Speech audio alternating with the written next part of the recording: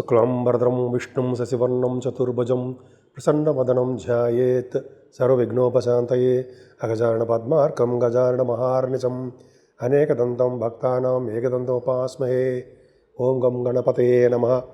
ఓం శ్రీమాత్రే నమః. ఓం శ్రీ గురుభ్యో నమః.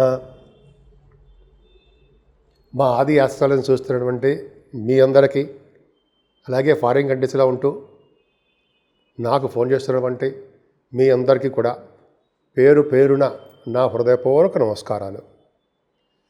ఇప్పుడు మనం 1 మే 2025 నుంచి 31 మే 2025 అంటే ఈ మే నెల మొత్తం కూడా ఎలా ఉండబోతున్నాయి ప్లానెటరీ పొజిషన్స్ 12 రాసుల వాళ్ళకి తెలుసుకుందామండి. అత్యంత అద్భుతమైన మాసం వైశాఖ మాసం మే నెలలో వచ్చింది.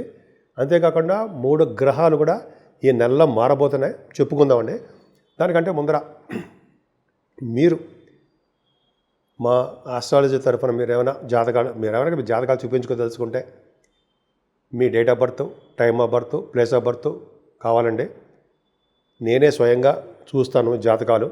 అలాగే అంతేకాకుండా మ్యాచింగ్స్ అంటే వధూవరుల యొక్క జాతకాలు, అంతేకాకుండా వడుగు ముహూర్తాలు, పెళ్లి ముహూర్తాలు చాలా ఉంటాయి కదండి, మంచి మంచి ముహూర్తాలు, గృహప్రవేశ ముహూర్తాలు, ఇవన్నీ కూడా నేనే పెడుతుంటాను. 35 years ఆఫ్ ఎక్స్పీరియన్స్ నాకుంది. ఇది మీ వాడ్రే వాదినారాయణరావు. మీకు కావాలంటే 7075389589 ఫోన్ చేయొచ్చు, నేనే లిఫ్ట్ చేస్తా. ఒకవేళ ఈ షూటింగ్స్లోనూ వీటిలో బిజీలో ఉంటే మీరు ఏమనుకోవద్దు, మీరు నాకు వాట్సాప్ పెట్టండి. 7075389589 నా సెల్ నెంబర్ అనమాట. అంతేకాకుండా అండి, మీకు నా వీడియోలు బాగా నచ్చాయని అనుకుంటున్నాను. ఒకవేళ నచ్చితే మీరు లైక్ చేయండి, షేర్ చేయండి, అలాగే సబ్స్క్రైబ్ చేయండి. ధనురాశి వారికి ఇక నుంచి చాలా బాగుంటుందండి. అసలు యాక్చువల్గా మీ రాశికే శని దృష్టి ఉంది ఇప్పటివరకు. మొన్న 30 తారీఖు నుంచి, మొన్న అంటే 30 మార్చి నుంచి నాకు చికాకులు, కోపాలు ఇవన్నీ చాలా చాలా ఉన్నాయండి. పైగా 6వ భావంలో గురుడు కూడా బాగా చేసినప్పుడు కూడా మనకు సాటిస్ఫాక్షన్ లేదు మీకు. కానీ 15వ తారీఖు, ఈ నెల 15వ తారీఖు నుంచి మీకు ఇంకా అదృష్టం తోడుగా ఉంటుందండి. మీకు మీరు ఏ పని చేయండి, మీరు రాశ్యాధిపతిని గురుడే చూసుకుంటాడు కదండి. నా హౌస్ని నేను చూసుకుంటుంటే దాని హౌస్ని వృద్ధి చేసుకుంటూ ఉంటా కదా, అలాగే తన ఓన్ హౌస్ అంటే ధనుర్రాశిని గురుడు సప్తమ స్థానంలో ఉండి చూసుకుంటున్నాడు. కాబట్టి తన ఓన్ హౌస్ చూసుకోవడం వల్ల ఆ ఓన్ హౌస్ ఎవరిదైతే ఉంటారో ఆ రాశి వారందరికీ డెవలప్ చేసేస్తుంటాడు ఆయన. ఒక్క ముక్కలు చెప్పాలి. మీరు ఏ పనులైనా సరే ముందంజలో ఉంటారు, స్పీడ్గా ఉంటారు, మీరు అనుకున్న గోల్స్ రీచ్ అయిపోతూ ఉంటారు. ధనం విషయంలో మాత్రం ఏమాత్రం కాంప్రమైజ్ కానండి. మీకు ఒక విషయం చెప్పాలి ఇక్కడ. ఏంటయ్యా అంటే, మీకు ద్వితీయ భావాధిపతి శని అయిపోయాడు కదా, 4th భావంలో ఉన్నాడు. ఆ భావాన్ని చెడగొట్టేస్తూ ఉంటాడు బాబోయ్ అనుకుంటాం కదా, నిజంగా అంతేనండి. కానీ ఒక విషయం భగవంతుడు చెప్పాడు. విషయం భగవంతుడు మన దీంట్లో శాస్త్రాల్లో ఏం చెప్పిందంటే, 2nd హౌస్ లార్డుగా ఏ లగ్నానికైనా సరే 2nd హౌస్ లార్డ్ 4th భావంలో ఉంటే వాళ్ళు ఫారిన్ కంట్రీస్ వెళ్తారు. మీరు ఫారిన్ రెడీ అయిపోండి, ఫారిన్ కంట్రీస్ వెళ్ళడానికి. గేలా అంటే నిజంగా ఫారిన్ వెళ్ళిపోతావా? అలా కాదండి. విద్య రీత్యా నేను మా పిల్లలు అనుకోండి ఉన్నతమైన విద్య కోసం అనుకుంటాం, వాళ్ళని విదేశాలు పంపడానికి రెడీ అవుతూ ఉంటాం అనమాట. అలా చూసుకోవాలి. ధనురాశి వారికి విదేశాలు వెళ్ళడానికి అవకాశాలు ఎక్కువ ఉంటాయి. సంపదలు పెరిగి తీరతాయి. నిజంగా అదృష్టం అండి. అలాగే కుటుంబంలో వృద్ధి కలుగుతూ ఉంటుంది, ఐశ్వర్యం పట్టుకుంటుంది. ఎక్కడ మీరు ఆగడానికి తగ్గరు, ఇక్కడ తగ్గేది లేదబ్బా అంటుంది సరే, అలాగే తగ్గరు. అంతేకాదండి, 19వ తారీఖు నుంచి మీకు రాహు కేతువులు రఫ్ ఆడిస్తారు కదండి. అంటే వాళ్ళని మీరు రఫ్ ఆడిస్తున్నారు.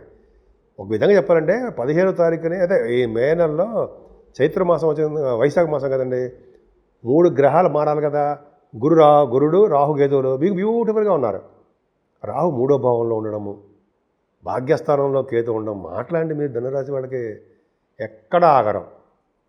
పైగా 3వ భావంలో రాహులు అంటే ధైర్యాన్ని ఇస్తాడు, వాహన యోగాన్ని ఇస్తాడు, కమ్యూనికేషన్ స్కిల్స్ని పెంచేస్తూ ఉంటాడు, కొత్త కొత్త ఐడియాలు క్రియేట్ చేస్తూ ఉంటాడు. మీ వే ఆఫ్ లివింగ్ స్టైలే మార్చేస్తాడబ్బా అంటాం కదా, అలాగే మార్చేస్తాడనమాట. అద్భుతంగా ఉంటుందండి. 19వ తారీఖు నుంచి శుభవార్తలు వింటారు. ఇంకా ధైర్యంగా ఉంటారు, ప్రయాణాలు చేసేస్తూ ఉంటారు. అదేంటే చూరా ఎక్కడికి వెళ్ళాలంటే అక్కడికి వెళ్ళిపోదాం అని భావన ఉంటారు, వెళ్తూ ఉంటారు. ఇంకా బుధ శుక్రులు ఉన్నారు కదా, 4th భావంలో బ్యూటిఫుల్గా ఉన్నారండి, చదివిస్తారు మీకు. చదువు విషయంలో ఏమాత్రం తగ్గరు. ఒక్క బుధ శుక్రుడు కూడా మారిపోతాడు, రాహు కూడా మారిపోతున్నాడు, బుధుడు మారిపోతాడు. శని శుక్రులు ఉంటారు ఉండయి. శని శుక్రులు కాంబినేషన్, శుక్రుడు ఎగ్జాల్టేషన్లో ఉంటాడు. ఉండడం వల్ల ఏమవుతుందంటే రచయితలుగా మీరు పేరు ప్రఖ్యాతులు తెచ్చుకుంటారు, అందులో డౌట్ లేదు, డెఫినెట్గా తెచ్చుకుంటారు. కానీ 4th భావంలో శని మాత్రము దోషకారుడేనండి, మీకు అంత మంచివాడు కాదు. అంటే ఏంటంటే అర్ధాష్టమ శని మీకు ఉన్నట్టే. కానీ ఆయన శనీశ్వరుడు గురుడు హౌస్లో ఉన్నాడు కాబట్టి, జలదత్త రాశిలో ఉన్నాడు కాబట్టి విపరీతమైన బాధలు కలిగించకుండా నామమాత్రమైన బాధలు కలిగిస్తూ ఉంటాడు. అంత మాత్రాన్ని శనీశ్వరుని మనం నెగ్లెక్ట్ చేయకూడదు, అశ్రద్ధ చేయకూడదు. ఆయన తైలాభిషేకాలతో పూజ చేసుకోవడము, శనీశ్వరుడి దగ్గర దీపారాధన చేయడము, ఆంజనేయ స్వామిని పూజించడం వలన దోషం తగ్గుతుంది, శనీశ్వరుడు దోషం తగ్గుతుంది. ఏదేమైనా పంచమస్థానంలో రవి, పంచమస్థానంలో బుధుడు కూడా ఉన్నాడు కదండి, సప్తమాధిపతి పంచమంలోకి వచ్చాడు కదా. బుధుడు వస్తాడు, 7వ తారీఖు నుంచి వస్తున్నాడు. ఏదేమైనా రవి బుధుడు కాంబినేషన్ అండి, 7 నుంచి 15 వరకు కూడా మీకు రవి బుధుడు కాంబినేషన్ వల్ల కాబట్టి మీకు పంచమస్థానంలో బుధ అంటే బుధుడు కూడా ఉన్నాడు కాబట్టి పుత్ర సంతానం కలుగుతారు ఉండేవి. అలాగే రవి బుధులు ఉన్నారంటే పొలిటికల్ రంగంలో పదవులు కూడా వస్తాయి. రవి బుధులు ఉన్నారంటే గాయత్రి మంత్ర సిద్ధి కలుగుతూ ఉంటుంది, వేళపడ్డ బ్రహ్మాండం భోజనం చేస్తుంటారు. 7వ తారీఖు తర్వాత ఒంటరిగా బుధుడు పంచమస్థానంలో ఉంటాడు, బుద్ధి బలాన్ని పెంచుతూ ఉంటాడు, జ్ఞాన సంపదను పెంచుతూ ఉంటాడు, పుత్రిక సంతాన యోగం కలిగేట్ చేస్తూ ఉంటాడు. పైగా బుధుడు ఒక్కడేం చేస్తాడంటే స్టాక్ మార్కెట్లో, షేర్ మార్కెట్లోనూ, స్పెక్యులేషన్లోనూ మీ జాతక రీత్యా డెవలప్మెంట్స్ ఇస్తాడు, డౌట్ లేదు. అన్నిటికంటే విశేషం ఏంటంటే 6వ భావంలో రవి 15వ తారీఖు నుంచి భాగ్యాధిపతి 6వ భావంలో ఉన్నాడంటే సంపదలు పెరుగుతాయి, లా రిలేటెడ్ సంబంధించిన వ్యవహారాల్లో మీరు గెలిచి తీరుతారు. అంతేకాకుండా కాంపిటీషన్ ఎగ్జామ్స్ ఉన్నాయి సరా, సివిల్ సర్వీసెస్, బ్యాంక్స్ కదా, గ్రూప్స్, ముఖ్యంగా ఆడవాళ్ళు మీకే చెప్తారండి, ఆ లేడీస్కి మీరు కష్టపడండి, విజయం సాధించి తీరుతారు. అంతేకాకుండా రవి 6వ భావంలో ఉండడం వలన పదవులు అంటే రాజకీయ రంగంలో కూడా పదవులు రావడానికి అవకాశం ఆశించవచ్చు. అంతేకాకుండా రవి 6వ భావంలో ఉండడం వలన గవర్నమెంట్ ప్రొఫెషన్లో ఉండడానికి అవకాశాలు మీకు ఎక్కువ ఉన్నాయి. అన్నిటికంటే ముఖ్యం గురుడు మీకు ఫేవరబుల్ కండిషన్లోకి వచ్చాడండి, 7వ భావంలోకి వచ్చాడు 15వ తారీఖు నుంచి గురుడు. ఇలా రావడం వల్ల ఏమవుతుందంటే మీకు సర్వదా విజయాన్ని కలిగిస్తూ ఉంటాడండి ఆయన. అంటే వివాద వేడుకలు కలిగిస్తూ బాగుంటాయి. భార్యాభర్తల విషయం మధ్యలో అన్యోన్య దాంపత్య జీవితము, కలిసిమెలిసి అనురాగంగా ఆప్యాయంగా ఉండడము, ఇవన్నీ జరుగుతాయండి. ఇంకా చెప్పాలంటే సప్తమ స్థానాన్ని కళత్ర స్థానం అని, విజయస్థానం అని అంటాం కదా. కాబట్టి వ్యాపార అభివృద్ధి ఉంటుంది, కళత్ర అభివృద్ధికరంగా ఉంటుంది. అంతేకాకుండా దగ్గర సంబంధాలు చక్కగా వివాద వేడుకలు మీ ఇంట్లో బ్రహ్మాండం జరుగుతుంటాయి. ఇంకా ఒకటేంటంటే అన్నీ బ్రహ్మాండంగా ఉంటాయి. కాకపోతే అష్టమ స్థానం కుదిరి ఉండడం వలన యాక్సిడెంట్స్ అవ్వడానికి కానీ, చిన్న చిన్న దెబ్బలు తగ్గడానికి కానీ, నీటి వలన ప్రమాదాలు కానీ కొంతమంది కూడా వాళ్ళ జాతకాల రీత్యా ఉంటుంది. కానీ కుజుడు కానీ ఇబ్బంది పడాల్సిన అవసరం లేదండి. కుజుడు వలన మీకు కొంతమందికి రియల్ ఎస్టేట్ రంగంలో వ్యాపార అభివృద్ధి తక్కువ. అన్నిటికంటే గొప్ప విశేషం ఏంటి తెలుసా అండి, భాగ్యస్థానంలో కేతువు. భాగ్యస్థానంలో కేతు ఉన్నాడంటే అలా నాకు వచ్చినప్పుడు అయితే నాకు పుణ్యక్షేత్ర దర్శనాలు, ఫారిన్ కంట్రీస్ టూర్స్ విపరీతంగా చేశారండి. సరే అది పక్క పెడదాం, నా సంగతి పక్క పెట్టడం పెద్ద ప్రభావం కాదు, మీ సంగతి మాట్లాడుకుందాం. ఏదైనా ధనుర్రాశి వాళ్ళకి భాగ్యస్థానంలో కేతు ఉండడం వల్ల విదేశీ పర్యటన చేయిస్తాడు, వ్యాపారాల రీత్యా, చదువుల రీత్యా విదేశాలు వెళ్తారు. అలాగే భాగ్యస్థానంలో కేతు తండ్రి గారికి బాగుంటుంది, ఎందుకంటే సింహరాశి కదండి, గురుడు యొక్క శరీరక ప్రభావం కదా, అగ్నితత్వ రాశిలో ఉన్నాడు కాబట్టి అన్నీ మంచి జరుగుతాయి. భాగ్యస్థానంలో కేతు మంచివాడు కాదంట, కానీ మంచివాడే, నేనైతే మంచివాడే అంటాను, మంచి ఫలితాలు ఇస్తాడు ఆయన. అంతేకాకుండా కేతు వలన పుణ్యక్షేత్ర దర్శనాలు, పుణ్యనదుల స్థానాలు, గురువుగారులు పీఠాధిపతులను కలవడాలు, నైమిసారణ్య యాత్రలు, కాశీ వంటి క్షేత్ర దర్శనాలు, అదే ముఖ్యంగా సుబ్రహ్మణ్య స్వామి వారి యొక్క దేవాలయ సందర్శన ఎక్కువ ఉంటుందండి. సౌత్లో 6 పుణ్యక్షేత్రాలు ఉన్నాయి కదా సుబ్రహ్మణ్య స్వామి, అది దర్శించుకోండి, ఎక్కడైనా అవకాశం ఉంటే చూడండి, ఒకసారి దర్శనం చేసుకోండి. సుబ్రహ్మణ్య స్వామి ప్రభావం ఉందంటే అసలు మీరు చాలా పవర్ఫుల్గా ఉంటారు. సో ఈ విధంగా చెప్పుకునేటప్పుడు చాలా బాగుందండి. ఏదైనా 10th భావానికి శని దృష్టి ఉందండి. సో కళసర్ప దోషంలో కూడా ఉన్నాయి 10th భావం. కాబట్టి మీరు కష్టపడి పని చేస్తే తప్ప ఉద్యోగాల్లో మీరు నిలదొక్కోలేరు. ముఖ్యంగా సాఫ్ట్వేర్ రంగ ఉద్యోగస్తులకి చెప్పడం జరుగుతోంది, చెప్పదగ్గ సూచన. కాబట్టి ఈ రెమెడీస్ ఒకటే రెండు. రెమెడీ ఏంటి అంటే స్వామివారు కొలవడమే, అంటే నరసింహస్వామిని, అంతే తప్ప అన్ని ఒక సాఫ్ట్వేర్ రంగంలో కాదండి. అంతే తప్ప అంటే మనకు ఆయనే రక్ష. అంతేకాకుండా మీరు సాఫ్ట్వేర్ రంగ ఉద్యోగస్తులు కాదండి, గవర్నమెంట్ ప్రొఫెషన్ ఉన్న వాళ్ళు కూడా చాలా కష్టపడాలి. కష్టపడితే ఉద్యోగాలు రావు, ఉద్యోగాల్లో ప్రమోషన్స్ రావడం కూడా తక్కువ. ఏదేమైనా లాభస్థానానికి మాత్రం గురుదృష్టి ఉందండి. భాగ్యస్థానం ఎంత బ్రహ్మాండంగా ఉందో లాభస్థానం కూడా చాలా బాగుంది. విశేషమైన సంపదలు, యోగాలు మీకు కలగబోతున్నాయి అనడంలో సందేహం లేదు. ఆయన కలిగించి భగవంతుడిని కలిగించి తీరుతాడు, సంపద పెరుగుతాడు, పెంచుతాడు, కంటిన్యూస్ ఫ్లో అని బాగుంటుంది. ఏదేమైనా ఈ రాశి వారికి కాలసర్పదోషంలో ప్లానెట్స్ ఉన్నాయండి. కాళహస్తి కానీ రావుకేతు పూజ చేయించుకోవడం కానీ, మన ఊళ్ళోనే రావుకేతులు పూజించుకోవడము, అయితే అమ్మవారు పూజించుకోవడము, అయితే చండీ హోమాలు చేయించుకోవడం వలన, సుబ్రహ్మణ్య స్వామిని కొలవడం వలన, మోపిదేవులు సుబ్రహ్మణ్య స్వామి నాగప్రతిష్ఠ చేయించడం వలన చక్కటి శుభాలు కలగడానికి అవకాశాలు ఎక్కువ ఉంటాయి. ఇప్పుడు మనం రెమెడీస్ గురించి తెలుసుకుందామండి. 12 రాశుల వాళ్ళు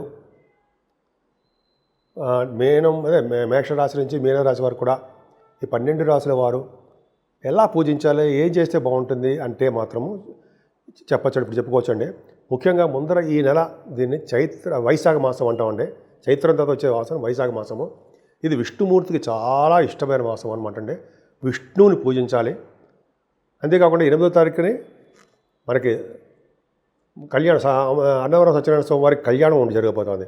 ఆ స్వామిని విష్ణుమూర్తిని పూజించడం 8వ తారీఖుని. అలాగే 12వ తారీఖు ఉండే పౌర్ణమి. ఈ పౌర్ణమి పూట చేసే దానాలు, వాటి యొక్క ఫలితాలు, వాళ్ళ మహిమలు అంతా ఇంతా కావు. ఈ చైత్రమాసం మొత్తం దానాలు చాలా ఇంపార్టెంట్. 12వ తారీఖు మరింత ఇంపార్టెంట్ ఉంటుందండి. ఏం దానాలు చేయాలి?